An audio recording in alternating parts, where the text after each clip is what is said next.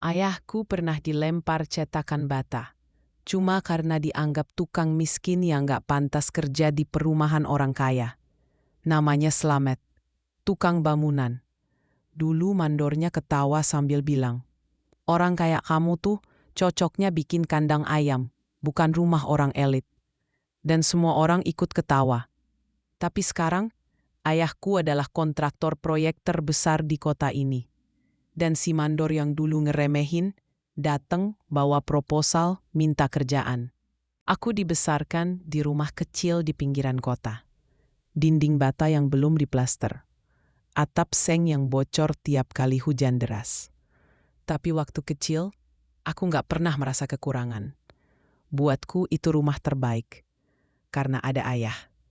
Setiap pagi jam 5, aku dengar suara keran tua di belakang rumah. Itu suara ayah lagi nyuci sepatu bootnya, yang penuh semen dari kemarin. Tangannya kasar, bahunya selalu pegal, tapi semangatnya gak pernah absen. Ayah jarang bicara, tapi dari caranya kerja, aku belajar satu hal.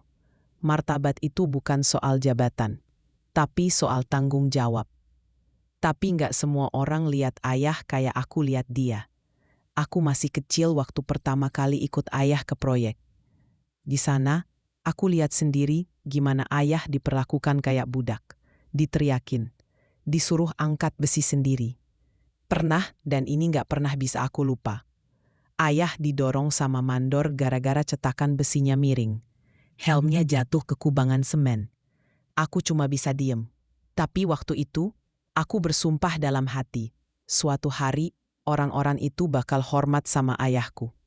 Itu alasan aku kuliah teknik sipil. Bukan buat keren-kerenan, tapi buat harga diri. Buat buktiin bahwa anak tukang juga bisa jadi pembuat keputusan. Selama kuliah, aku kerja apa aja. Jaga parkir, angkat semen di toko bangunan. Siang kerja, malam belajar. Baca gambar proyek. Cari tahu gimana caranya ikut tender. Dan tiap malam, sebelum tidur, aku bayangin satu hal. Sebuah papan proyek besar, dan di bawahnya tertulis kontraktor Slamet dan Putra. Setelah lulus, aku ajak ayah ikut tender proyek kecil. Perbaikan drainase kelurahan. Buat banyak orang mungkin receh. Tapi buat kami, ini langkah pertama. Proposal kami kumpulin sendiri. Aku yang gambar. Ayah yang hitung RAB-nya. Bahkan amplopnya pun kami beli pakai receh terakhir. Hari presentasi, kami datang pakai kemeja sewaan. Langkah kami masih ragu, tapi senyum kami tulus. Tapi ruangannya penuh jas mahal, jam tangan mewah, dan senyum sinis. Lalu datanglah dia, Pak Arman. Dulu mandornya ayah, sekarang kontraktor gede. Begitu lihat nama kami, dia langsung ketawa. "Wah, selamat naik kelas ya. Mau jadi kontraktor juga? Ini tender serius loh, bukan eksperimen keluarga."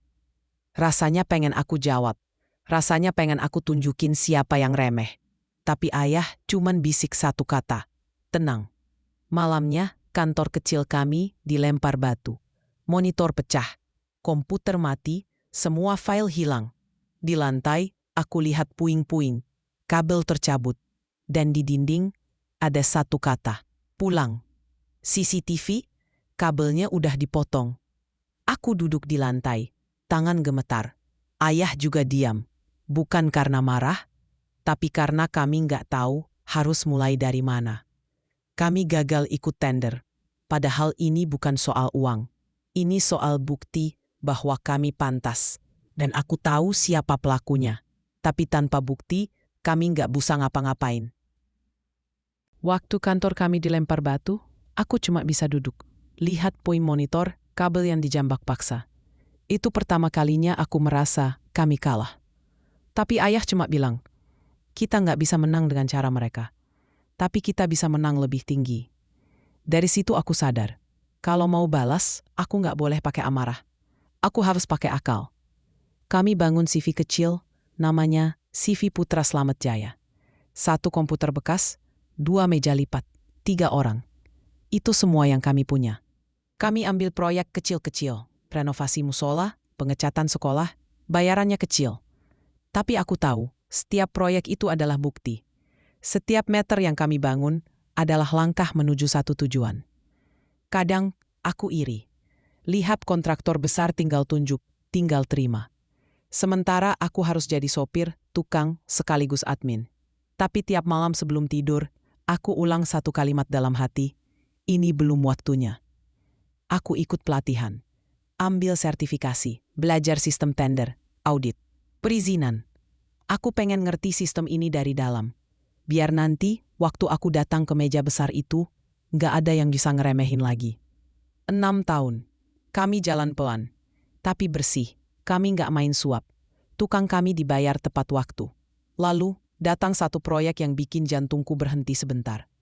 Perbaikan jalan utama kota. Nilainya miliaran. Dan di daftar peserta tender, ada satu nama yang bikin darahku mendidih, Pak Arman. Proposal kami lengkap. Teknis, sosial, lingkungan. Setiap detail aku pelajari, aku rancang. Aku bahkan konsultasi ke dosen lama. Cuma biar nggak ada satu celah pun untuk mereka meremehkan kami. Hari pengumuman, ruangannya sunyi, AC-nya dingin. Tapi tanganku berkeringat. Suara dari depan membacakan nama pemenang. Jantungku berhenti sedetik. Pemenang tender perbaikan jalan utama kota. CV Putra Slamet Jaya. Itu senyum paling tenang yang pernah aku lihat. Beberapa hari kemudian, Pak Arman datang ke kantor kami. Datang sendiri, tanpa pengawal, tanpa senyum besar.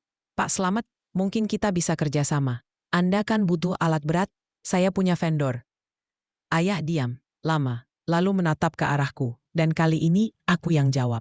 Maaf Pak, kami pilih mitra yang gak pernah lempar batu ke kantor orang. Kali ini dia yang pulang, tanpa suara.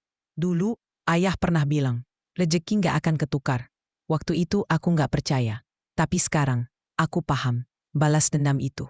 Bukan soal membalas luka dengan luka. Tapi soal membuktikan, kalau kami bisa berdiri lebih tinggi, tanpa harus menjatuhkan diri.